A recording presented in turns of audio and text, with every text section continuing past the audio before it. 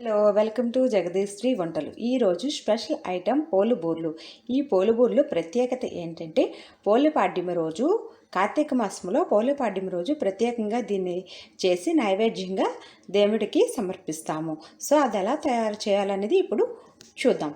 పోలి బూర్లు అనే దాన్ని మనము పెసరపప్పుతోనే చేస్తాము. నేను ఇది 80 ml కప్ అండి. నేను ఈ కప్పుతో 2 కప్స్ నేను తీసుకుంటున్నాను. సో 2 కప్స్ క్వాంటిటీ వచ్చేసి మనకి 160 ml. సో 2 కప్స్ తీసుకున్నాను నేను. ఇప్పుడు ఈ పెసరపప్పుని మనం కొద్దిగా వాటర్ వేసి క్లీన్ చేసుకోవాలి ఒక 2 సార్లు. ఇది ఇగోండి క్లీన్ చేసుకొని ఇలా పెట్టుకున్నాం కదా. సో ఇప్పుడు దీంట్లో మనము వాటర్ పోసి 2 అవర్స్ మనము నానబెట్టుకోవాలి. 2 అవర్స్ నానిన తర్వాత దీన్ని మనము ఇడ్లీ పిండి, దోశల పిండి ఎట్లా వేస్తాము వెట్ గ్రైండర్లో, అలాగా వెట్ గ్రైండర్లో వేసి కాస్త బరకగా ఉండేటట్టు, మరీ మెత్తగా సాఫ్ట్గా కాకుండా, మరీ బరకగా ఎక్కువగా కాకుండా, కొంచెం గరుగ్గా ఉండేటట్టు మనము దీన్ని గ్రైండ్ చేసుకోవాలి. 1 కప్పు మినపప్పు, 2 కప్స్ రైస్ నేను తీసుకున్నాను. సో దీంట్లో వేస్తున్నాను 1 కప్పు మినపప్పు. సో ఇదేంటంటే 2 కప్స్ మనకి రైస్ ఉందండి. ఇది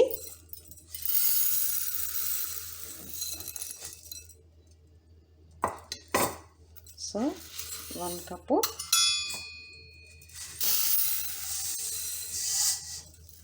సో 2 కప్స్ రైస్ నేను తీసుకున్నాను. ఈ రెండు కూడా బాగా మిక్స్ చేసేస్తున్నాను.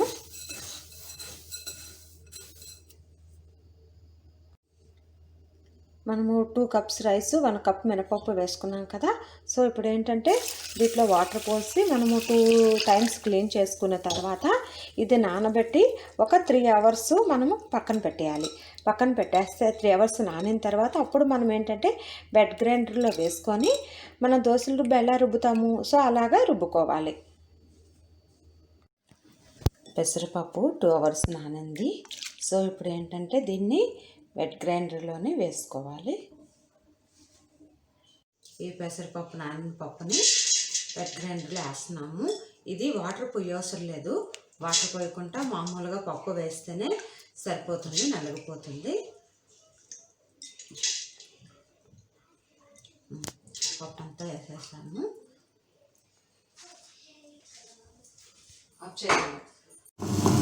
ఇవ్వండి, వాటర్ అసలు వేయలేదు. వాటర్ అయిపోతుందంటే ఇలాగా నలిగింది. సో అయిపోయింది. ఇప్పుడు దీన్ని తీసేసుకోవచ్చు. నేను ఆఫ్ చేసి మినపప్పు, బియ్యము నానబెట్టి ఉంచాము. సో ఇప్పుడు నేను 2 టైమ్స్ క్లీన్ చేశాను.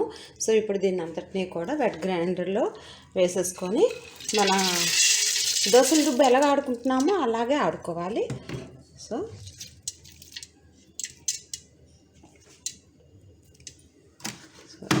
మొక్కని 1 గ్లాసు వాటర్ వేస్తున్నాను. వేసి దాంట్లో వేసుకుంటే అయిపోతుంది.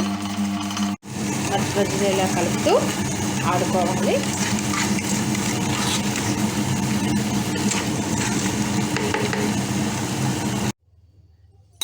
ఇది పెసరపప్పు గ్రైండర్లో ఆడేసామండి. 2 మినిట్స్ అయితే సరిపోతుంది. అసలు వాటర్ అయ్యవసరం లేదు, ఎక్కువసేపు ఆడవసరం లేదు. ఇది మీరు వేసేటప్పుడు మాత్రం పక్కనే ఉండి మనము చెయ్యి అయినా లేదంటే స్టిక్ అయినా పెట్టి అలా కలుపుతూ చేసేసుకోవచ్చు. మరి మెత్తగా పేస్ట్లా కాకుండా మనకి ఇలా చూస్తుంటే మనకి లైట్గా బరకగా ఉన్నట్టు అనిపిస్తుంది. లైట్గా మనకు కానీ చేతిలో మనకు తెలియదు అసలు, కానీ అలా కనిపించేటట్టు ఉండేటట్టు చేయాలి. సో ఇప్పుడు ఏంటంటే ఈ ప్లేట్కి మనం ఆయిల్ అప్లై చేసుకొని మనం ఇడ్లీలు పెట్టుకుంటాం కదా, ఇడ్లీ పెట్టుకునే మాదిరిగా పెట్టేసుకోవాలి. సో దీంట్లో సాల్ట్ అదేమి వేయవసరం లేదు. రుబ్బింది అలాగా ప్లెయిన్గా ఇలా పెట్టేసుకుంటే సరిపోతుంది. సో అన్ని రేకుల్లో మనం పెట్టుకొని ఇడ్లీ కుక్కర్లో పెట్టి మనం ఒక 5 మినిట్స్ మీడియం ఫ్లేమ్లో పెట్టి చేస్తే సరిపోతుంది.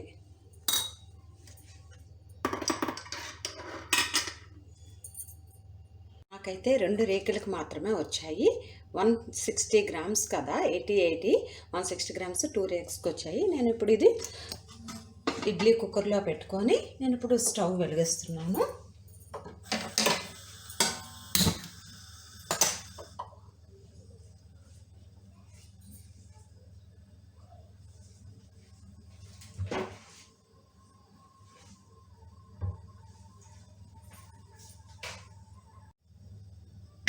పెట్టుకొని ఒక 5 మినిట్స్ ఉడికితే సరిపోతుంది. మీడియం ఫ్లేమ్లో పెట్టుకొని.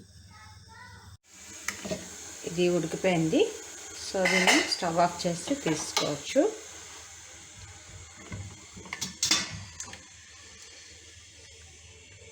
దీన్ని ఏంటంటే చల్లారిన తర్వాత మనం ఒక దాంట్లోకి తీసుకొని సో అప్పుడు దీన్ని చేత్తో విప్పాలి. చూసారా, అంతా కూడా ఎక్కడ తడి లేకుండా మనకి బాగా వచ్చేస్తుంది.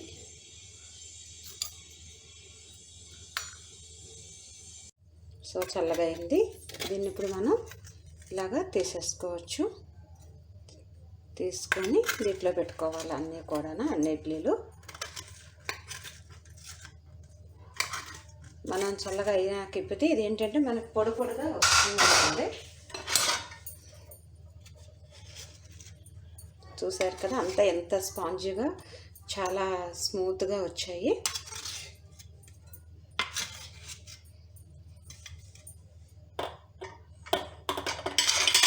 ఇప్పుడు ఏంటంటే చేత్తోనే దీన్ని ఇట్లా ఓపెన్ చేసుకోవాలి కొంచెం చల్లగా అయిన తర్వాత.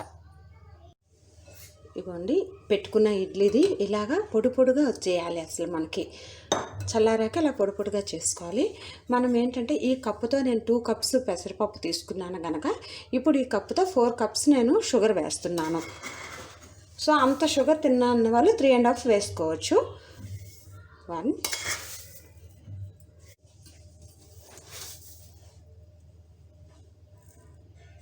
3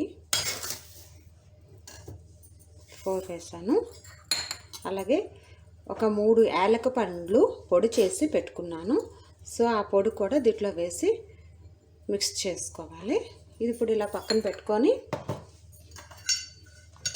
స్టవ్ వెలిగించుకోవాలి. స్టవ్ వెలిగించుకున్న తర్వాత దీంట్లో ఒక 1/2 స్పూను నెయ్యి వేస్తున్నాను.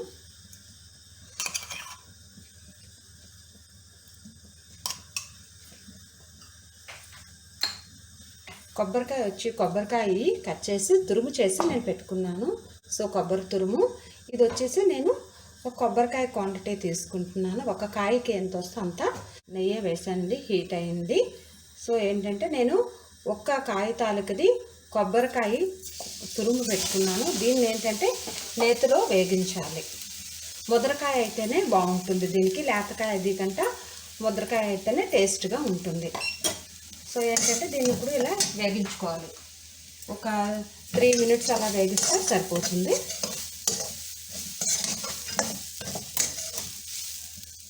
కొబ్బరికాయ అనేది 3 మినిట్స్ వేగించాను నేతిలోనే, అది వేగిపోయింది తురుమంతాన. సో ఇప్పుడు దీంట్లో పంచదార, మనము పెసరపప్పు ఇడ్లీ పెట్టుకొని దాన్ని పొడి చేసి ఉంచుకున్నాం కదా, అది యాలకపండు పొడి అంతా కూడా ఈ కళాయిలో వేసేస్తున్నాము. కళాయిలో వేసి సిమ్లో పెట్టుకోవాలి. సిమ్లో పెట్టుకొని అంతా కూడా మిక్స్ అయ్యే విధంగా మనము కలుపుకోవాలి. చూసారు కదా, అసలు వాటర్ అయ్యవసరం లేదు. ఇది నేను చెప్పిన మెజర్మెంట్లతో ఇది ఫాలో అవ్వండి, చాలా టేస్టీగా ఉంటుంది. అంతా కూడా ఇలా కలుపుకుంటూ సిమ్లో పెట్టి కలుపుతూ ఉంటే షుగర్ అనేది కరుగుతూ ఉంటుంది. సో అప్పుడు ఏంటంటే మీకు పాకము థిక్నెస్ దానివల్ల వస్తుంది. ఇలా సిమ్లో పెట్టుకుంటూ కలుపుతూనే ఉండాలి.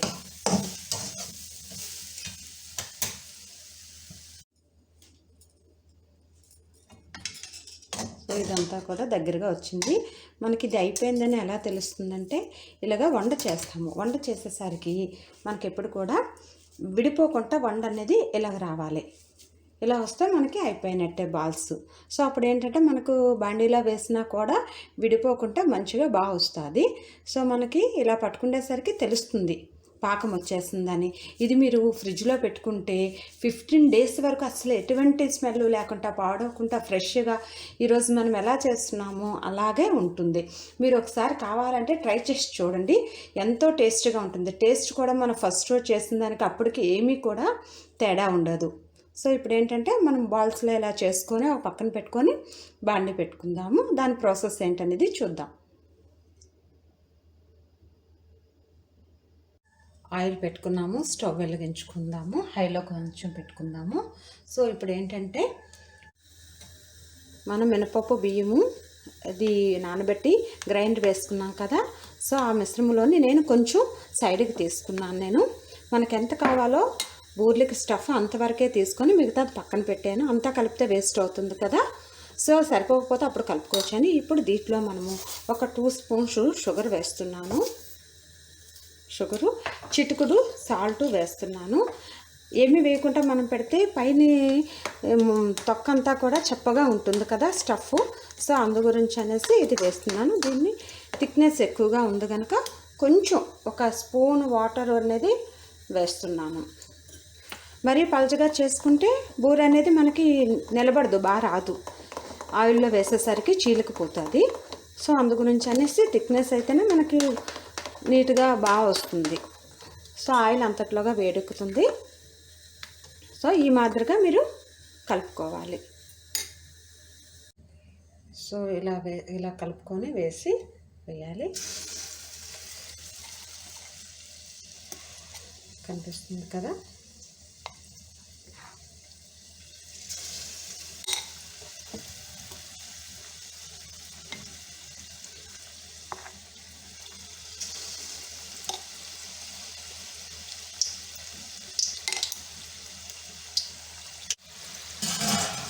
చూసారు కదా ఇలా ఎగుతున్నాయి అన్నీ కూడా. మనం ఏంటంటే ఈ స్టఫ్ చేసుకునేటప్పుడు కొబ్బరి అంత ఎక్కువ వద్దు అనుకున్న వాళ్ళు కొంచెం తగ్గించుకొని వేసుకోవచ్చు.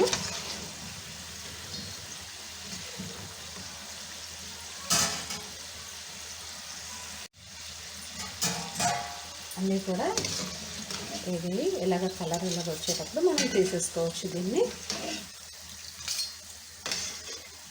ఇప్పుడు మనం సర్వింగ్ ప్లేట్లోకి తీసుకొని సర్వ్ చేసుకోవడమే. ఎంతో టేస్టీగా ఉండే పోలు బూర్లు మనకి రెడీ అయిపోయింది. సో సర్వ్ చేసుకుందాం. ఎంతో టేస్టీగా యమ్మీగా ఉండే పోలు బూర్లు రెడీ అండి. మీరు కూడా పోలిపాడ్యం రోజు చేసి దేవుడికి నైవేద్యంగా పెట్టండి. నచ్చినట్లయితే ట్రై చేయండి, సబ్స్క్రైబ్ చేసుకోండి. Thank you.